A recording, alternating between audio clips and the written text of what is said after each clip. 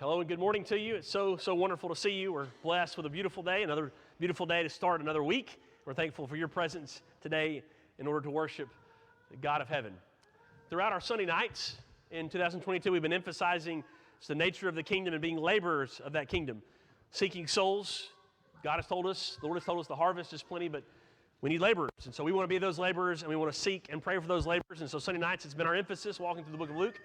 And I have not emphasized that enough in terms of Sunday morning about Sunday night, but thought that there may be some interest for you about tonight. We will talk from the text of Luke 23, beginning in verse 39, and that is where Jesus interacts with the two thieves on both sides of him on the cross.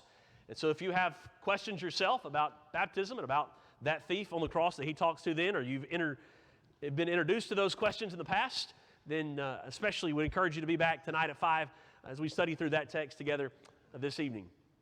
We're going to be in Ecclesiastes chapter 5 this morning.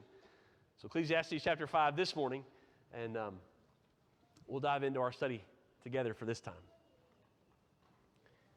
You know, it's not uncommon that you're watching a TV show or a movie about a battle, and you might see someone from one side put on the uniform of the other side, the enemy, and try to confuse and deceive the enemy by way of their uniform.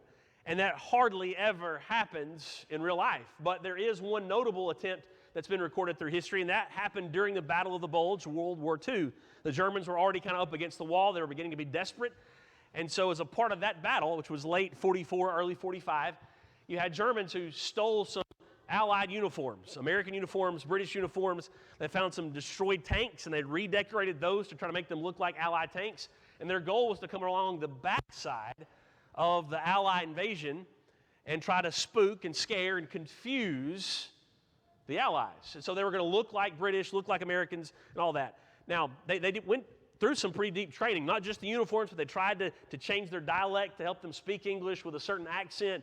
They tried to do some things that would be convincing, and yet they just never could pull it off. It was largely unsuccessful, for the most part a failure, in terms of actually doing any damage or creating any actual confusion. There are some reports, though, that American forces and even British forces began to be very paranoid. Once it was rooted out and they figured out this was going on, they gave it almost too much weight. They started thinking that everybody could have been a spy or everybody could have been wearing the wrong uniform. And so maybe that was its lasting effect. But it's called Operation Grafe, and they tried to go in and wear the uniform of the opposition. Now, while they were in those uniforms, they did not engage in battle. They didn't fire, they didn't attack. Had they done so, they would have committed war crimes. It's actually a war crime as a part of the Geneva Convention that you cannot don the uniform of the opposition and then attack them. Isn't that interesting? That in an arena where we're prone to say all's fair in love and war, there are rules that dictate how you must fight.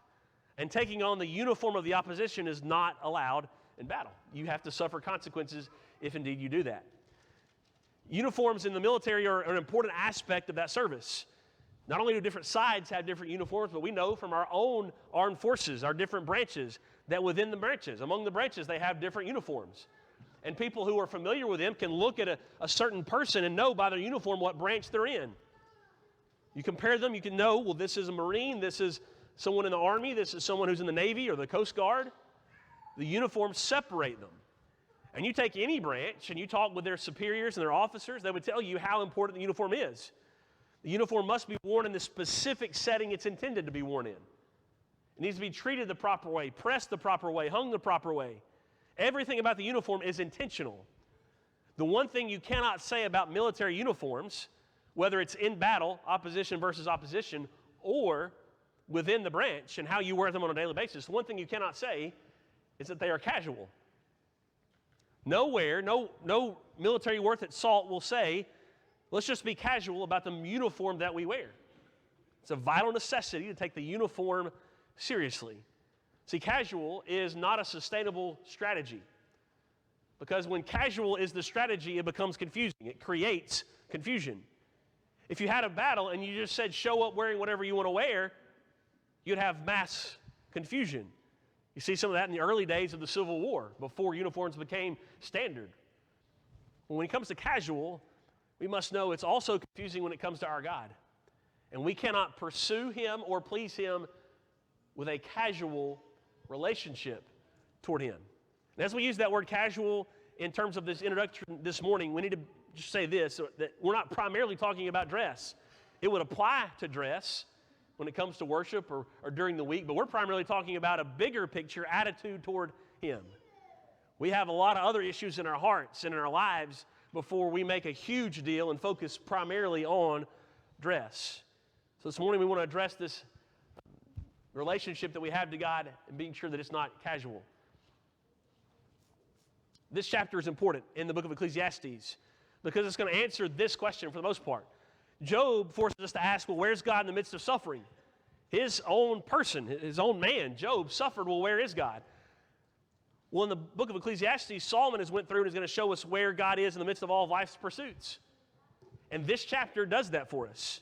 By the time we get to Ecclesiastes chapter 12, it's there. You'll remember that God has Solomon to say, fear God and keep His commandments. This is man's all. This is his whole duty. We might rightly ask, well, what does it mean to fear God? And Ecclesiastes chapter 5 helps us to answer that question. What's the appropriate response and the appropriate attitude to Him? So where is God in the midst of all that life has to offer? Well, let's go ahead and read, beginning chapter number 5 and verse number 1. We'll answer some of these questions in our study this morning. Let's read verses 1 and 2. Guard your steps when you go to the house of God. To draw near to listen is better than to offer the sacrifice of fools, for they do not know that they are doing evil. Be not rash with your mouth, nor let your heart be hasty to utter a word before God, for God is in heaven, and you are on earth. Therefore let your words be few. So the application you can find in verses 1 and 2, and we'll get to those in a moment, but we need to see first the principle beneath it all. Why is He saying be careful? Why is He saying guard your lips? It's because God is different and God is greater than you are. God lives in heaven and you live on earth. We've been introducing this study in Ecclesiastes by reminding ourselves that life is not a playground. And we suffer consequences and other people around us suffer consequences when we treat it as if it's a playground. We're told over and over again, it's a hunting ground, it's a battleground, souls are at stake. What we need to see the takeaway here from this passage is that God is not a simple ride or attraction. It's not as though Solomon can go here and go there and go over here, and he can look at wealth or riches or pleasure, and then there's this ride that's God or this attraction that's God, and He's just one of the aspects of life. He's saying the opposite. He's saying you give great care to everything you do when it comes to God because He is far above. He is far different. He is far greater than you are. You cannot hear the phrase from verse number 1, guard your steps. You think about feet. You think about God's nature, you cannot help but think of Exodus chapter 3. When Moses is out with his sheep and he sees the bush, and the bush won't stop burning. It's on fire, but it's not consumed. And it's the voice of the Lord that says, take off your sandals, for the place on which you're standing is holy ground. That ground was different. And so Moses could not continue casually. He could not continue in the means that he had been in before. He had to change because God is different and God is greater. God is above. Isaiah chapter 66, God would say, heaven is my throne, the earth my footstool. What is the house that you would build for me, and what is the place of my rest? All these things my hand has made. And so all these things came to be, declares the Lord. God is the origin of all that we know. He is greater than all we know. Begin to see a transition into what's going to overlap with Solomon's thoughts when you look at verse number 2 of Isaiah 66. This is the one to whom I will look. What gets God's attention? If God is above us, if He's greater, if He's better, what gets God's attention? He who is humble and contrite in spirit and trembles at my word. So anything we do because of God, whether it's our worship to Him or the rest of our commitments to Him, must always be rooted in this deep understanding of just how different we are than Him, how much better and greater He is than us. We know He exists. We know He's greater. And we then have the choice about how we choose to respond to Him. That means we must give great thought to it. We cannot approach Him casually. Second observation from this text needs to be now, do you know the appropriate responses of man to God? Since it's true He's in heaven, we're on earth, how then should we respond to God. Let's go back and read verse 1. Let's read all the way through verse number 6. Guard your steps when you go to the house of God. To draw near to listen is better than to offer the sacrifice of fools, for they know. Be not rash with your mouth, nor let your heart be hasty to utter a word before God, for God is in heaven and you are on earth. Therefore let your words be few. For a dream comes with much business, and a fool's voice with many words. When you vow a vow to God, do not delay paying it, for he has no pleasure in fools. Pay what you vow. It is better that you should not vow than that you should vow and not pay. Let not your mouth lead you into sin, and do not say before the messenger that it was a mistake. Why should God be angry at your voice and destroy the work of your hands? We could summarize these expectations, and even into verse number 7 that we'll get to in a moment, we could summarize these in 4 words. We need caution. We need restraint when it comes to our words. Security when it comes to our vows. We're going to pay what we owe. And ultimate reverence for Him. Looking at a few of these thoughts from these verses specifically. Think about the phrase, guard your steps. The idea is to give thought to your steps. It has to do with forethought and intention. Steps, especially the house of God, almost always has this vertical imagery associated with it. You're going upward toward God. To get to Jerusalem, you've got to move upward as you rise toward the city. The temple that Solomon built had steps. Later, after Solomon, the temple certainly had steps that was associated with. We just commonly think about worshiping Him and offering to Him, increasing our elevation in terms of steps. And Solomon says, you look after every step. You think about it ahead of time. We often think of steps being general language for living, but it's especially helpful when we think about worshiping Him. When we choose and decide to worship Him, are we being intentional? Drawing ourselves nearer to Him reverently. Here's a picture of Robert T. Lincoln, the man in the top hat, right here. That's the son of President Abraham Lincoln. This is 1922 at the dedication of the Lincoln Memorial in Washington. If you're the son of Abraham Lincoln and you're walking up the steps to get to a memorial built in the honor of your dad and his legacy, what are you thinking as you take those steps? How are your steps, if you're the son of Abraham, how are your steps different from the 2 gentlemen on both sides of you? You have a different, deeper connection when you take those steps than the people who are not His son. We have a relationship with God. He offers Himself to us, but He is always high and holy, and we cannot take our steps toward Him and drawing nearer to Him lightly. Do we give direct thought about what we're doing and the attitude with which we're doing it? But then he says, verse number 1, also, to draw near to listen is better than to offer the sacrifice of fools. Solomon is known in the book to say this is better than that, and he does it twice in this text. The first one here is it's better to draw near to listen than to merely offer the sacrifice of fools. Fools don't know what they're doing is evil. Think about that for a moment. It's better to remain silent and to listen than to give a gift, to give a sacrifice. That might sound foreign in the way that Solomon words it, but it's still very much relevant. Because it's easy for people today, just as much as back then, to think, well, whatever I give God will be fine because God wants me to give something. But Solomon says it's better to listen first. It's better to draw near to listen than to just give what you want to give to God. You see how this is kind of wound up together? A fool gives the wrong sacrifice. Why? Because he has not paused to listen. He doesn't know he's giving the wrong sacrifice. And you could hear that he could plead ignorance. Well, I didn't know it was wrong. Well, that's why Solomon says it's much better to listen, to draw near for the sake of listening. When we recognize that there's always this setup of giving and receiving between us and God, we must always start knowing that God speaks, and it's we who listen. God has no place for uninformed enthusiasm. Many today would say, well, He just wants us to come before Him with excitement, to pay little thought about what He wants. They may want to have God in their lives, but they have little desire to actually truly obey him. And Solomon wants us to know there is a difference. We can summarize verse number 2, that we think before we speak. Don't be rash in your mouth. We think before we act. That's don't let your heart be hasty. We think about our position before God. God is in heaven, you're on earth. And we think more and say less. Let your words be few. Verse number 3 is challenging, but it talks about the dream. A dream, it comes with much business. Dreams, the idea here connected with business has to do with anxiety or concern with daily life. They come with much business. Well, what's that? Well, it's often our dreams are the manifestation of our thoughts from the day, from the week, from the past, kind of coming out during the night. They bring anxiety or they reflect anxiety.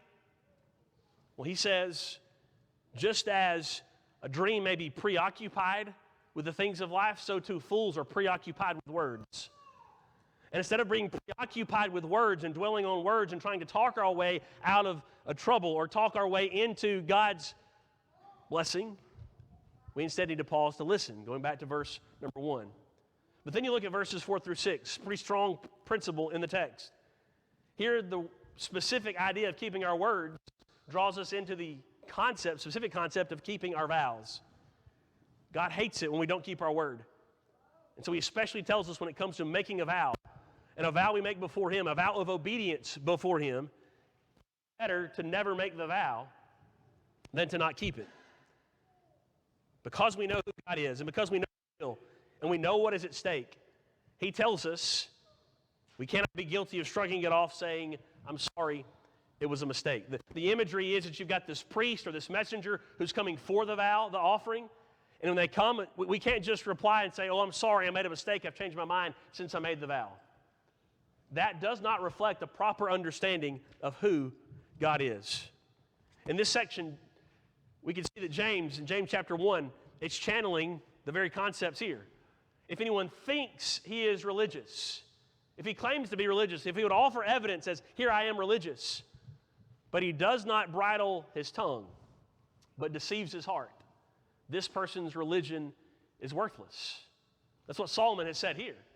God would rather you not vow than to make a vow you can't keep.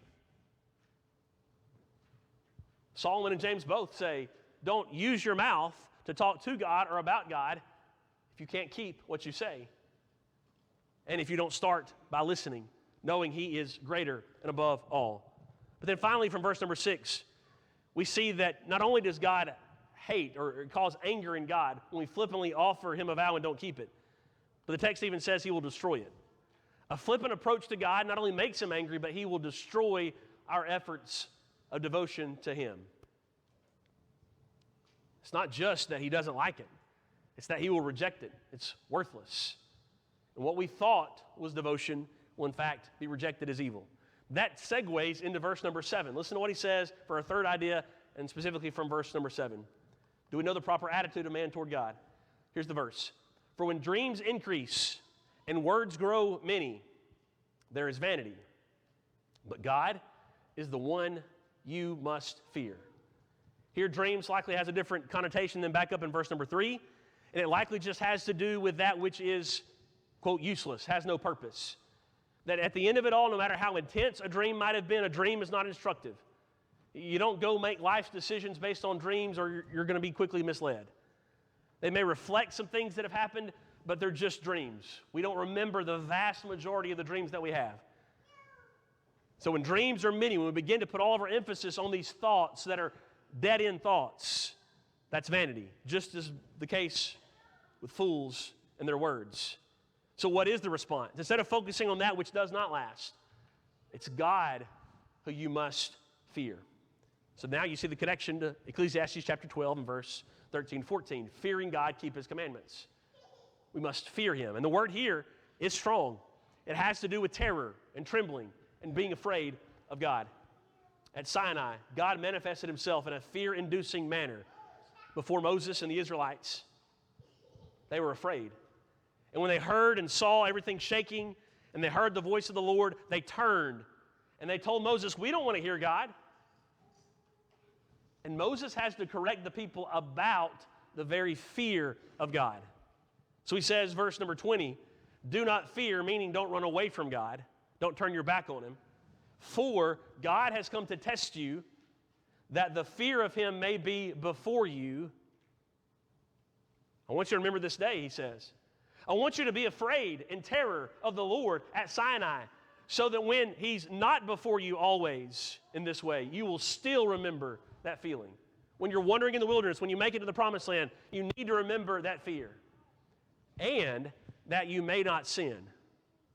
When it comes time for you to keep the law or break the law, when it comes time to turn your heart against or away from the Lord, I want you to remember this moment of fear before the Lord. So when God communicated his law to his people, he warned them and told them you need to have a healthy terror and a healthy experience of being afraid, to approach the law with that starting point so that they might humbly and fearfully keep that law. Remember the Egyptian midwives, Exodus chapter 1? They acted because they feared God. The text says they feared God and did not do as the king of Egypt commanded them. They had been told by Pharaoh, kill all the Hebrew boys. But they feared God more than they feared Pharaoh. It's later in the New Testament. In talking about the change that's happened with Jesus after the Old Covenant into the New Covenant, they've come through the blood of the Son. If God took seriously the law when it was the blood of bulls and goats and other animals, how much more seriously will he take the law of the covenant of the blood of his Son? Then he says, verse 31 of Hebrews 10, it's a fearful thing to fall into the hands of a living God. So make no mistake, Solomon is telling us here, do you want to know about the nature of your relationship to God? Do you want to know if your attitude is genuine about God? Then answer the question, do you fear him? Fear comes when we will listen to him and see who he truly is, understanding that we are not him. We are at a distance from him, and we respect that distance, and we understand that we live in terror from him if we go against his will. And as we move to conclude, we do need to say thanks be to God that this is not the only way he describes himself. He is a God to be feared, and he is a God to be loved, and he is a God to be cherished. He is a God to be praised and a God to be thanked. But we don't include those to eliminate the necessity of fearing him. Just think about the importance of Solomon's pursuit and Solomon's research. He says in the process of trying to find meaning, it's necessary to fear God and to tremble before him in his greatness. We all could kind of look back and think about our own lives and think that there have been seasons or times when we've overemphasized certain aspects of the nature of God. And we need to be careful that we don't overemphasize one to the exclusion of the others. We need to be sure that we show and teach from the Scriptures he is a God to be feared, while also showing and teaching he is the God to be loved and praised and worshiped. As we think about Christ especially, and our role as Christians, we need to know something important about verses 4 through 6 in Ecclesiastes 5, and that is that we have already made our vow. We cannot come along and after several years or several months come along and say, well, I thought it was the right thing, the best thing to follow Christ, but now I'm not so sure, it's costly. No, we've already made our vow. We understand that when Jesus lived and before he ever died, he said, if anyone would come after me, let him deny himself, take up his cross, and follow me. We knew what we were agreeing to before we ever decided to believe in him, to confess him, to repent, to be immersed into Christ. We've already made our vow. We've already known what was expected. We already know the schedule. We already know what's needed. And so now is not the time for us to say, well, let's just back out. Someone has said about this, once we're Christians, do we expect for other people to come along and still beg us to do that which we've already agreed to do in Christ? We understand how great God is in his love, but also to be feared. And so we've already agreed to follow Christ in everything. He's not just one ride. He's the source of our focus and attention in all things. Remember that Mount of Transfiguration? It was a fear-inducing moment. The three disciples, the three apostles got to see Jesus transfigured with Elijah and Moses, and Peter was confused. Peter approached that day casually. See, he thought Jesus was on the same plane as Elijah and Moses. And because of that casual view, he was confused and he misspoke. So God clears up the confusion and says, this is my beloved Son, And then he says, listen to him. What did Solomon say? It's better to listen, to draw near to listen, instead of to offer the sacrifice of fools. Hebrews chapter 12, an in-depth passage that we just don't have the time to break down, but Tyler read for the first part at least for us this morning. The Christians in the time of this letter and the audience of this letter, they were tempted to go back. There were some of them who already had. And some were beginning to think, I don't know if I can keep up my vow. So one of the things he does is, in the text that we read this morning, is that Moses said, this is a fearful and terrible thing to be before God on this mountain.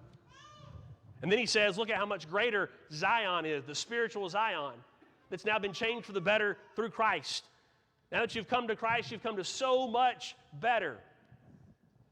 And the first words out of his mouth, or out of his pen, next, are verse 25, see that you do not refuse him who is speaking. That's Jesus.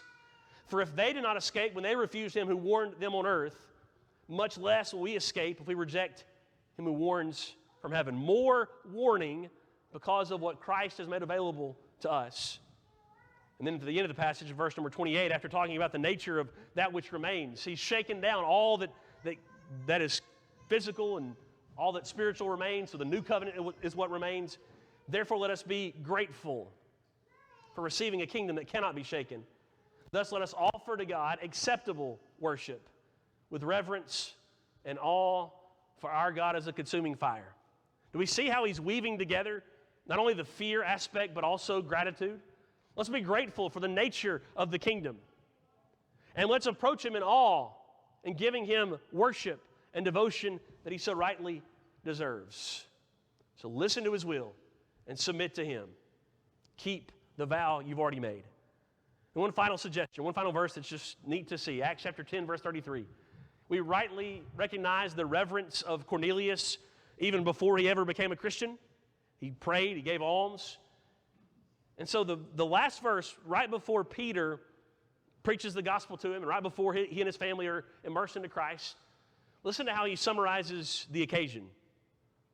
Cornelius says, I sent for you at once, and you have been kind enough to come. Now, therefore, we are all here in the presence of God to hear all that you have commanded by the Lord. So Cornelius knew that he was in the presence of God. And Cornelius had brought his family into the presence of God. He was there to listen. And he was there to listen to all that God had commanded. He had not yet obeyed the gospel. He was not a Christian yet. But his attitude toward God is one we would do well to imitate.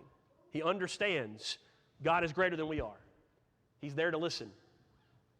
He understands the power of submitting to him in all things. So this morning, if you know you need to respond to him and to his fear, to his love, to his majesty, you need to come to him with a penitent, active faith and be immersed into Christ for the forgiveness of your sins. Would you do that today? Do that this morning. If you know you need to come back to him as a Christian who's left his side, you can make your life right with him this morning as well. He wants to forgive you. He wants you to know his love and acceptance. If you have those needs, would you come? Come now as we sing.